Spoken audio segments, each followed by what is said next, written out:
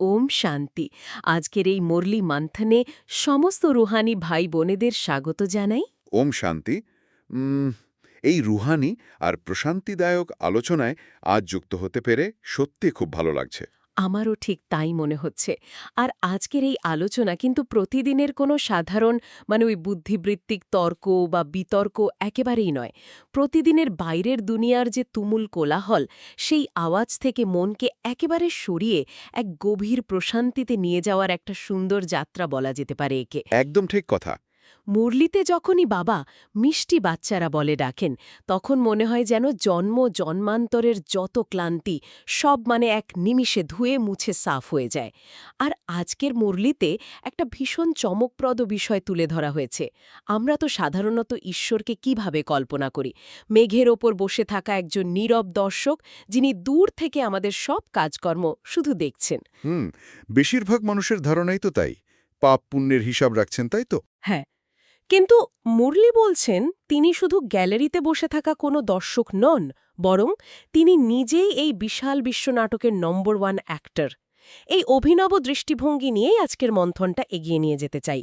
ঈশ্বর যদি একজন অ্যাক্টর হন, তাহলে এই বিশাল বিশ্বনাটকে এই ওয়ার্ল্ড ড্রামাতে তার পাঠ ঠিক কখন শুরু হয়? খুব সুন্দর একটা প্রশ্ন। আসলে ঈশ্বর সর্বব্যাপী নন, আর কেবল পরমধামে অনন্তকাল ধরে বসে থাকাও তার কাজ নয়।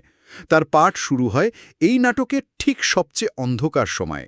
সবচেয়ে অন্ধকার সময় বলতে? মানে যখন রাত একেবারে শেষ হয়ে নতুন সকাল হতে চলেছে, অর্থাৎ এই সঙ্গম যুগে। পুরো চক্রের মধ্যে এই ছোট্ট সময়টাতেই তিনি অবতীর্ণ হন।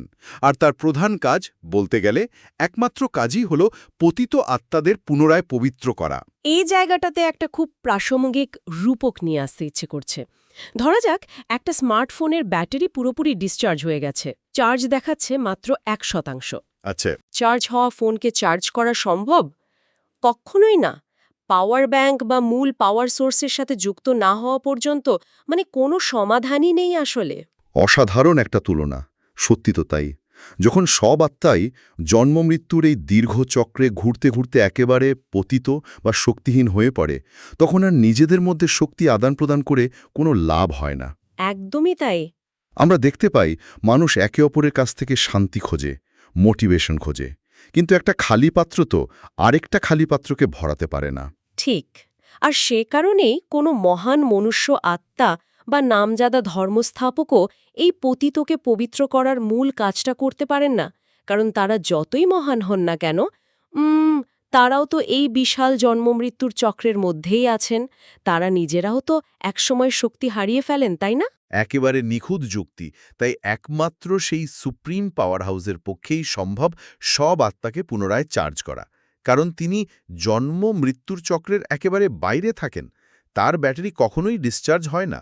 এখানে বিষয়টার সবচেয়ে কৌতূহলজনক হয়ে ওঠে, আমরা কিভাবে সেই মূল পাওয়ার সোর্সের সাথে যুক্ত হতে পারি। এই যুক্ত হওয়ার প্রক্রিয়াটি তো আর ম্যাজিকের মতো হয় না। মুরলি বলছে এটা শুরু হয় আমাদের নিজেদের আসল পরিচয়টা জানার মাধ্যমে, যাকে আমরা ওম শান্তি বলি। হ্যাঁ, ওম শান্তি। কিন্তু দুনিয়াতে আমরা দেখি মানুষ ওমের খুব লম্বা উচ্চারণ করে আর একেই ঈশ্বর বলে মনে করে। অনেকে তো ওম শান্তিকে স্রেফ একটা গুড মর্নিং বা নমস্কারের মতো সাধারণ অভিবাদন বানিয়ে ফেলেছে। হ্যাঁ, মানে এটা একটা অভ্যাসে পরিণত হয়েছে আর কি। কিন্তু মুরলির আলোকে যদি আমরা দেখি, এর বিজ্ঞানসম্মত অর্থ একেবারেই আলাদা। ওম শান্তি মানে হল আমি আত্মা শান্ত স্বরূপ, ওহমাত্মা। অহমাত্মা। রাইট। এটি মুখস্থ করে রটানোর মতো কোনো মন্ত্র নয়। এটি হল আত্মার একেবারে নিজস্ব স্বধর্ম। এটি মনে করলে 1 সেকেন্ডেই জাগতিক স্ট্রেস বা এই যে দেহের বন্ধন, সেটা থেকে নিজেকে বিচ্ছিন্ন বা ডিট্যাচড করা যায়। মানে রিমোট কন্ট্রোলটা নিজের হাতে নিয়ে নেওয়া। আচ্ছা, আজকের মুরলিতে বাবা নিজেকে বীজরূপ বলেছেন। এই ধারণাটাও খুব গভীর। হ্যাঁ, অত্যন্ত গভীর। যদি আমরা এটাকে বৃহত্তর পটভূমির সাথে যুক্ত করি, তাহলে একটা বিশাল অশ্বত্থ বা বটগাছের কথা ভাবা যেতে পারে। আচ্ছা, বটগাছ। একটা বিশাল গাছের দিকে যখন তাকানো হয়, তখন তার ডালপালা, পাতা, ফুল এসবই শুধু নজরে আসে। কিন্তু সেই গাছটার যে মূল বীজ, সেটা মাটির একেবারে নিচে লুকানো থাকে। অথচ ভেবে দেখলে অবাক হতে হয়, ওই ছোট্ট বীজের ভেতরেই কিন্তু পুরো গাছটার ব্লুপ্রিন্ট বা নকশা লুকানো থাকে। হুম, কোন ডালটা কোথায় যাবে সবই ওই বীজে আছে। ঠিক তাই। ঠিক তেমনি বাবা হলেন এই মনুষ্য সৃষ্টিরূপী কল্পবৃক্ষের বীজরূপ, যিনি এই সৃষ্টির আদি, মধ্য এবং অন্ত সবকিছু নিখুঁত জ্ঞান রাখেন। কিন্তু এখানে একটা বড়সড় খটকা লাগে। বীজরূপী বাবার তো নিজস্ব কোনো শরীর নেই, তিনি নিরাকার। তাহলে তিনি এই সৃষ্টির ব্লুপ্রিন্ট বা জ্ঞান আমাদের দেন কিভাবে?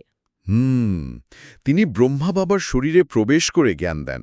হ্যাঁ, তো এখানেই আমার পুষ্পাকটা, যে কেউ প্রশ্ন করতে পারে যে ঈশ্বরের যদি শরীর না থাকে এবং তিনি ব্রহ্মা বাবার শরীরে প্রবেশ করে জ্ঞান দেন, তবে কি এটি কোনো মানুষের স্বাধীন ইচ্ছায় মানে ফ্রি উইলে হস্তক্ষেপ করার মতো ব্যাপার নয়? সাধারণ মানুষ যেভাবে ভূত প্রেতের ভর করার কথা ভাবে, এটা কি সেরকম কিছু? এটি একটি অত্যন্ত গুরুত্বপূর্ণ প্রশ্ন তুলে ধরে এবং সত্যি বলতে এই জায়গাটিতে অনেকের মধ্যে বেশ বিভ্রান্তি তৈরি হয়, কিন্তু বিষয়টা মোটেই কোনো জবরদস্তি বা ভর করার মতো ব্যাপার নয়। আচ্ছা। ভূত বা অশুভ আত্মা যখন প্রবেশ করে তখন সে ওই মানুষের চেতনাকে দমন করে দেয়, তার নিজের কোনো কন্ট্রোল থাকে না। কিন্তু ঈশ্বর যখন অবতীর্ণ হন তখন তিনি ওই আত্মাকে পরম স্তরে উন্নীত করেন। এটি হলো সম্পূর্ণ সম্মতিপূর্ণ একটি অত্যন্ত পবিত্র রুহানি অংশীদারিত্ব। মানে একটা পার্টনারশিপের মতো। একদম।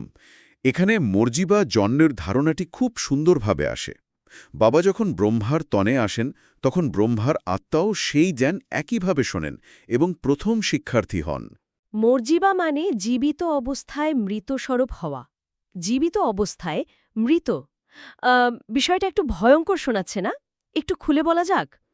না না, ভয়ঙ্কর একেবারেই নয়, বরং অত্যন্ত সুন্দর একটি মনস্তাত্ত্বিক রূপান্তর বলা যায় একে। এর মানে শরীর ত্যাগ করা বা মরে যাওয়া নয়। আচ্ছা। পুরনো দেহভান, পুরনো দুনিয়ার সমস্ত অহংকার, যেমন আমি এত বড় পদের অধিকারী বা আমি এত সম্পদের মালিক, এই সমস্ত মেকি পরিচয় থেকে মন ও বুদ্ধির মৃত্যু ঘটানো।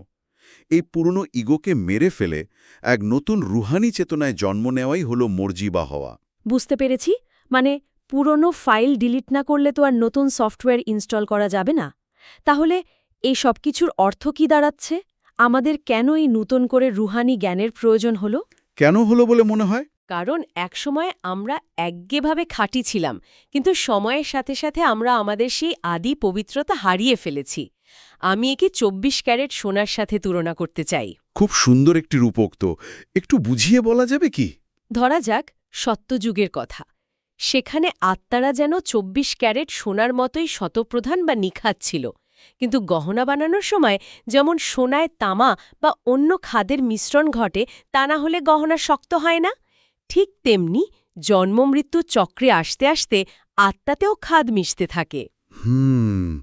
সত্যযুগ থেকে ত্রেতা, তারপর দাপর। ঠিক এভাবে খাদ বা বিকারগুলো বাড়তে থাকে, আর কলিযুগে এসে সেই 24 ক্যারেট সোনা একেবারে মরিচা পড়া লোহার মতো তমপ্রধান হয়ে গেছে। আমাদের সে আদি সনাতন দেবতা ধর্ম, যা পুরোপুরি পবিত্রতার উপর দাঁড়িয়েছিল, তা প্রায় লুপ্ত হয়ে গেছে। একদম ঠিক বলেছেন। এবং এই মরিচা দূর করার আত্মাকে আবার সেই হারানো 24 ক্যারেট সোনায় ফিরিয়ে নিয়ে যাওয়ার একমাত্র উপায় হল সত্যিকারের যোগ, অর্থাৎ রাজযোগ। আগুন ছাড়া যেমন সোনার খাদ দূর করা যায় না, তেমনি আত্মিক যোগ ছাড়া আত্মার এই মরিচাও দূর হয় না। এই যোগের বিষয়টা নিয়েও তো অনেক ভুল ধারণা আছে। অনেকে মনে করেন যোগ মানেই চোখ বন্ধ করে বসে থাকা বা পাহাড়ে গিয়ে সন্ন্যাসীদের মতো হঠযোগ করা। আমি এখানে একটা ঘরবাড়ি বা বাসস্থানের রূপক টানতে চাই। আচ্ছা, শোনা যাক। ধরা যাক একটা খুব সুন্দর আর বিশাল রাজপ্রাসাদ আছে। কেউ যদি সেই বাড়ির আসল মালিকের সাথে কোনো সম্পর্ক না পাতিয়ে শুধু সেই খালি বাড়ির দেয়াল বা ইটের সাথে ঘণ্টার পর ঘণ্টা কথা বলতে শুরু করে, তবে কি কোনো সম্পর্ক তৈরি হবে? কখনোই না। দেওয়ালের সাথে তো আর ভালোবাসার সম্পর্ক হয় না। ঠিক তাই। সন্ন্যাসীরা ব্রহ্মতত্ত্বের সাথে যোগ শেখান, যা আসলে আত্মাদের নিবাসস্থান। ওটা তো ওই খালি বাড়ির মতো। আসল রাজযোগ হল সরাসরি সুপ্রিম আত্মার সাথে যুক্ত হওয়া, যিনি ওই বাড়ির আসল মালিক। খুব চমৎকার একটি তুলনা। মুরলিতে রাজা গোপীচাঁদের দৃষ্টান্ত এই প্রসঙ্গে উল্লেখ করা হয়েছে। রাজা গোপীচাঁদ? হ্যাঁ, যিনি রাজত্ব ত্যাগ করে জঙ্গলে চলে গিয়েছিলেন নিবৃত্তি মার্গের সন্ধানে, কিন্তু যিনি নিজেই রাজত্ব ছেড়ে বা জাগতিক দায়িত্ব থেকে পালিয়ে গেছেন, তিনি অন্যকে রাজা হওয়ার যোগ কিভাবে শেখাবেন? সত্যিই তো। বাবা আমাদের শেখান প্রবৃত্তি মার্গে থেকে রাজযোগ করতে, অর্থাৎ সংসারে থেকে পরিবারের সব দায়িত্ব পালন করে পদ্মফুলের মতো পবিত্র থাকতে। ঠিক আছে, বিষয়টা একটু খুলে দেখা যাক। রাজযোগের এই শিক্ষা তো সবাই সমানভাবেই পাচ্ছে। স্বয়ং ঈশ্বর নিজেই জ্ঞান দিচ্ছেন। যদি শিক্ষক একই হন, তবে সবাইকে এই পড়াশোনায় সমানভাবে সফল হয়? সবাই 100% পাশ করে সূর্যবংশী মহারাজা বা মহারানী কেন হয় না? কারণ পরীক্ষাও তো অনেক বিশাল। কেউ চন্দ্রবংশী বা একেবারে সাধারণ প্রজা কেন হয়ে যায়? পুরনো দিনের আইসিএস পরীক্ষার কথা ভাবা যেতে পারে। সেই পরীক্ষায় কি সবাই পাশ করতে পারত? সূর্য সবার ওপর সমানভাবে আলো দিলেও বীজের নিজস্ব গুণমানের ওপর নির্ভর করে গাছ কতটা ফলবে।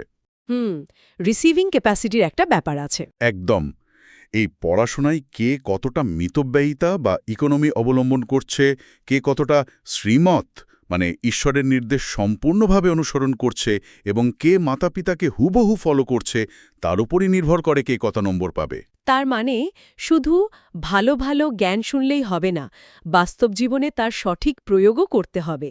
আর বাস্তব জীবনে প্রয়োগের ক্ষেত্রে মুরলীর সবচেয়ে আকর্ষণীয় বিষয়টা হলো হাতে কাজ আর দিলে ইয়ার। মানে হাত থাকবে কর্মে আর মন থাকবে স্মরণে। এটাই হলো সত্যিকারের কর্মযোগ। কর্ম ছেড়ে বনে জঙ্গলে পালানোর কোনো জায়গা নেই এখানে। আমরা যখন কোনো কাজ করি তখন ফোকাস পুরোপুরি সেখানেই থাকে, কিন্তু এই যোগ শেখায় কিভাবে বুদ্ধির একটা অংশকে সম্পূর্ণ আলাদা করে পরম সোর্সের সাথে যুক্ত রাখা যায়। আমি যদি প্রতিদিনের অত্যন্ত ব্যস্ত জীবনের কথা বলি, এটা তো খুব কঠিন। ধরুন ল্যাপটপে খুব জরুরি একটা কাজ চলছে, অথবা জ্যামের মধ্যে ট্রাফিকে গাড়ি চালানো হচ্ছে, হাত তো পুরোপুরি ব্যস্ত। হ্যাঁ, তখন আমাদের বুদ্ধিটা কোথায় থাকে? হয় অতীত নিয়ে আক্ষেপ করে, না হয় ভবিষ্যতের চিন্তায় প্যানিক করে। কিন্তু এই হাতে কাজ আর দিলে ইয়ার মানে হলো বুদ্ধিকে অতীত বা ভবিষ্যতের চিন্তায় না রেখে বাবার সাথে যুক্ত রাখা। ঠিক, যখন ওই জ্যামের মধ্যেও কেউ এই স্মৃতিতে থাকে যে আমি শান্ত স্বরূপাত্মা, তখন তার বাইরের কাজটাও নিখুঁত হয়, আবার মনও শান্ত থাকে। এটা একটা যুগান্তকারী ধারণা। ঠিক এই অবিচল মানসিক অবস্থাটা ধরে রাখার জন্যই আজকের মুরুলিতে একটি বিশেষ বরদানের কথা বলা হয়েছে, মুকুট এবং তেলাক। তবে মুরুলির ভাষ্য অনুযায়ী এটি জাগতিক কোনো স্বর্ণ বা হীরার মুকুট নয়। একদমই না। তিলক হল আত্মিক স্মৃতির তিলক। আমি একটি অবিনাশী জ্যোতিবিন্দু আত্মা, এই স্মৃতির তিলক। আর মুকুট হল সকলের প্রতি কল্যাণ ও শুভ ভাবনার মুকুট, মানে ডাবল লাইট স্থিতি। এই মুকুটের বিষয়টা একটু চ্যালেঞ্জিং। যে মানুষটা একটু আগেই আমার সাথে তর্ক করল, তার প্রতি শুভ ভাবনা রাখাটা তো ভীষণ কঠিন কাজ। কঠিন বলেই তো এটাকে মুকুট বলা হয়েছে। মুকুট কে পরে? রাজা।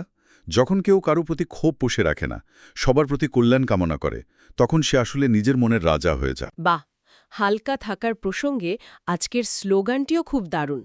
সহজ স্মরণের জন্য সরলতার গুণ ধারণ করার কথা বলা হয়েছে। জলের মতো একেবারে সরল হওয়া। জলের মতো? হ্যাঁ, জল যেমন পাহাড় থেকে নামার সময় কোনো বড় পাথরের সামনে এলে সেখানে আটকে গিয়ে জেদ ধরে বসে থাকে না, বরং খুব শান্তভাবে পাশ দিয়ে নিজের রাস্তা তৈরি করে বয়ে যায়। জটিলতা বা ওভারথিঙ্কিং হল এই যোগের পথে বাধা। অসাধারণ উদাহরণ। জল যেমন শুধু বয়ে যাওয়ায় বিশ্বাস করে, আমাদেরও সেরকম হতে হবে। আর সবশেষে 3টি নিশ্চয়ের কথা বলতেই হয়: নিজের ওপর নিশ্চয়, বাবার ওপর নিশ্চয় এবং এই বিশাল ড্রামার ওপর নিশ্চয়। হ্যাঁ, আর ড্রামার ওপর নিশ্চয়ের জন্য মুরলীতে একটা অপূর্ব মন্ত্র দেওয়া হয়েছে, ওয়া ড্রামা ওয়া। এই মন্ত্রটা কিভাবে একজন মানুষকে অভিযোগকারীর অবস্থা থেকে এক নীরব দর্শকের অবস্থায় নিয়ে যায়, সেটা ভাবলে অবাক হতে হয়। আমি একটা প্র্যাকটিক্যাল উদাহরণ দিই। ধরা যাক একটা খুব গুরুত্বপূর্ণ মিটিং চলছে, আর ঠিক সেই সময়ে ইন্টারনেট কানেকশন ড্রপ করে গেল। খুব সাধারণ একটা সমস্যা আজকালকার দিনে। তখন ব্রেন স্বাভাবিকভাবেই প্যানিক করতে শুরু করে, কেন আমার সাথেই এমন হলো? ঠিক সেই মুহূর্তে যদি কেউ বলতে পারে ওয়া ড্রামা ওয়া, তাহলে এটা কিন্তু ওই প্যানিকের চেনটাকে ভেঙে দেয়। একদম ঠিক বলেছেন। যখন আমরা পুরোপুরি মেনে নিই যে এই ড্রামার প্রতিটি দৃশ্য আমাদের কল্যাণের জন্যই তৈরি, তখন আমরা আর পরিস্থিতি নিয়ে কোনো অভিযোগ করি না। আমরা ডিট্যাচড অবজার্ভার হয়ে যাই। আমরা সম্পূর্ণ নির্ভয় ও নিশ্চিন্ত হয়ে যাই। তাহলে এই সবকিছুর অর্থ কি দাঁড়াচ্ছে? আজকের আলোচনা থেকে আমরা দেখলাম কিভাবে ঈশ্বর শুধু উপর থেকে চেয়ে থাকা কোনো দর্শক নন, বরং তিনি এই নাটকের নম্বর 1 অ্যাক্টর। আমরা দেখলাম কিভাবে রাজযোগের মাধ্যমে আমরা পুনরায় সেই ২৪ ক্যারেট সোনায় পরিণত হতে পারি। এবং সবচেয়ে বড় কথা, কিভাবে হাতে কাজ আর দিলে ইয়ারের মাধ্যমে প্রতিদিনের জীবনকে স্ট্রেস ফ্রি করতে পারি। একেবারে শেষ পর্যায়ে চলে এসেছি। যাওয়ার আগে শ্রোতাদের জন্য একটি নতুন দৃষ্টিভঙ্গির প্রস্তাব রেখে যেতে চাই। একবার ভেবে দেখা যেতে পারে, আজকের দিনে আমাদের জীবনে আসা প্রতিটি চ্যালেঞ্জ বা অপ্রত্যাশিত পরিস্থিতি যদি নিছক কোনো সমস্যা না হয়ে এই অসীম নাটকের একটি নিখুঁত দৃশ্য হয়, যা চূড়ান্তভাবে আমাদেরই কল্যাণের জন্য তৈরি করা হয়েছে। চমৎকার একটা ভাবনা। যদি এই স্মৃতিতে পুরো দিন কাটানো যায়, তবে আমাদের প্রতিটি কাজ কতটা দিব্য হয়ে উঠতে পারে। আজকের এই মুরলীমন্থন শোনার জন্য সবাইকে অসংখ্য ধন্যবাদ। আত্মিক প্রশান্তির সাথে আজকের মতো বিদায় নিচ্ছি। ওম শান্তি। ওম শান্তি।